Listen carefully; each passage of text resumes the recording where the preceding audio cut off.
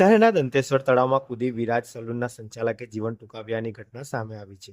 મૃતકની ઓળખ એપાર્ટમેન્ટ નજીક આવેલી વિરાજ સલૂનના સંચાલક આશરે 55 વર્ષીય હિતેશ ભાટિયા તરીકે થઈ છે.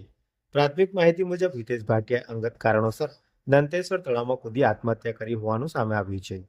ઘટનાની જાણ થતાં સ્થાનિક લોકો મોટી સંખ્યામાં સ્થળ પર એકત્ર થયા હતા. પોલીસ અને ફાયર વિભાગની ટીમ પણ તાત્કાલિક ઘટના સ્થળે પહોંચી હતી અને શોધખોળની કાર્યવાહી હાથ ધરી હતી. બાદમાં મૃતદેહને તળાવમાંથી બહાર કાઢી પોસ્ટમોર્ટમ અર્થે હોસ્પિટલ ખાતે મોકલવામાં આવ્યો હતો. પોલીસની પ્રાથમિક તપાસમાં અંગત કારણોસર આ પગલું ભરાયું હોવાનું જાણવા મળી રહ્યું છે. જોકે આત્મહત્યાનું ચોક્કસ કારણ હજુ સુધી સામે આવ્યું નથી. પોલીસે અકસ્માત મોતનો ગુનો નોંધી સમગ્ર ઘટનાની તપાસ હાથ ધરી છે.